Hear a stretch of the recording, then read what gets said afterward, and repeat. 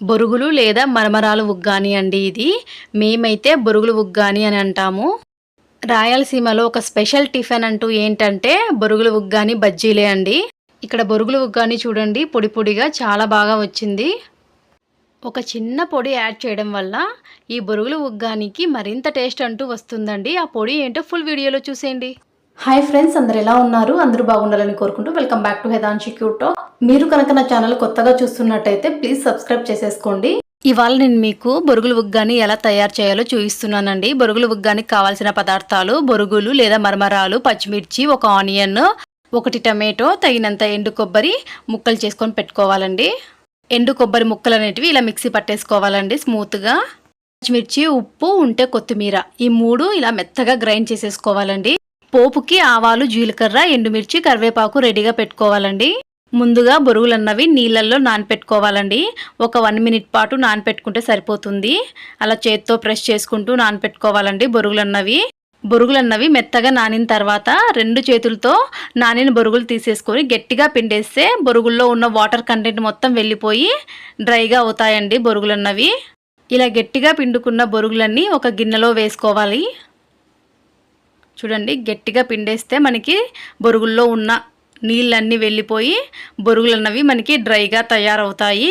చూడండి, ఇలా వస్తాయి. తర్వాత కడాయి తీసుకొని తగినంత నూనె వేసి నూనె కాస్త కాగిన తర్వాత తీసుకున్న పోపు దినుసులన్నీ యాడ్ చేసుకోవాలండి. పోపు దినుసులు కాస్త చిటపటలాడిన తర్వాత కట్ చేసి పెట్టుకున్న ఆనియన్ యాడ్ చేసుకోవాలి. ఆనియన్ యాడ్ చేసుకున్న తర్వాత గరిటెతో మనము కాసేపు అలా కలుపుకుంటూ ఉండాలండి. ఆనియన్ కాస్త మగ్గిన తర్వాత కట్ చేసి పెట్టుకున్న టొమాటో యాడ్ చేసుకోవాలి. టొమాటో కూడా బాగా మగ్గనివ్వాలండి. టొమాటో కాస్త మగ్గిన తర్వాత గ్రైండ్ చేసుకున్న పచ్చిమిర్చి పేస్ట్ అనేది యాడ్ చేసుకోవాలండి. ఈ పచ్చిమిర్చి పేస్ట్ పచ్చి వాసన పోయేదాకా వేయించుకోవాలి. తగినంత పసుపు వేసుకొని ఈ పచ్చిమిర్చి పేస్ట్ పచ్చి వాసన పోయేదాకా వేయించుకోవాలండి.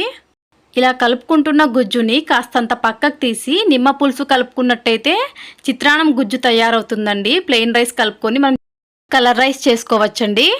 గెరటితో కలుపుకుంటున్న మిశ్రమం దగ్గర పడుతుందండి. ఆయిల్ అనేది రిలీజ్ చేస్తుంది. కడాయి అన్నది గ్యాస్ మీద నుండి పక్కకు తీసేసి నీళ్ళన్నీ పిండేసుకున్న బొరుగుల్ని వేసి కలిపేసుకోవాలి. అందులోనే కొబ్బరి పొడి వేసుకొని ఇలా బాగా మిక్స్ చేసుకోవాలండి. వేసుకున్న బొరుగులకి ఉప్పు, పచ్చిమిర్చి పేస్ట్ ఇలా బాగా అంటుకునేలా మిక్స్ చేసుకోవాలండి. చేత్తో గెరిట సహాయంతో కూడా మిక్స్ చేసుకోవచ్చండి.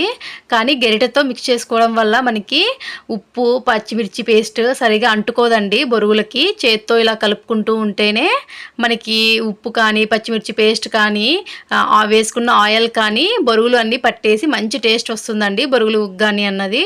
కొబ్బరి పొడి చాలా మటుకు వేసుకోరండి బొరుగులు ఉగ్గానిలోకి. మేమైతే వేసుకుంటాము. చాలా మంచి టేస్ట్ అంటూ ఉంటుంది. బొరుగులన్నీ ఇలా బాగా మిక్స్ చేసుకున్న తర్వాత గ్యాస్ పైన కడాయి పెట్టి ఒక 1 మినిట్ అలా లో ఫ్లేమ్లో మనం బొరుగులు వేయించుకున్నట్టయితే మంచి వేడిగా తిన్నట్టుంటుందండి బొరుగులు ఉగ్గాని. చాలా బాగుందండి టేస్ట్ అయితే మాత్రం. వేసుకున్న ఉప్పు తక్కువ అయినట్లయితే చివర్లో మరి కాస్త యాడ్ చేసేసుకొని బొరుగులన్నీ కలిపేసుకుంటే సరిపోతుందండి. ఇంకా ఇలా ప్లేట్లో గార్నిషింగ్ చేసుకుంటున్నాము. బొరుగులు ఉగ్గాని అన్నది రెడీ అయిపోయినట్లే అండి. Ready to taste. చాలా బాగా కుదిరిందండి బొరుగులు ఉగ్గాని అన్నది. ఈ బొరుగులు ఉగ్గాని కొందరు పుట్నాల పొడి వేసుకొని తింటారండి.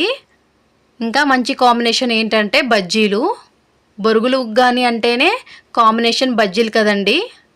మేమైతే ఇక్కడ బజ్జీలు వేసుకోలేదు, ఓన్లీ బొరుగులు ఉగ్గాని మాత్రమే చేసుకున్నామండి. టేస్ట్ అయితే మాత్రం చాలా బాగా కుదిరింది.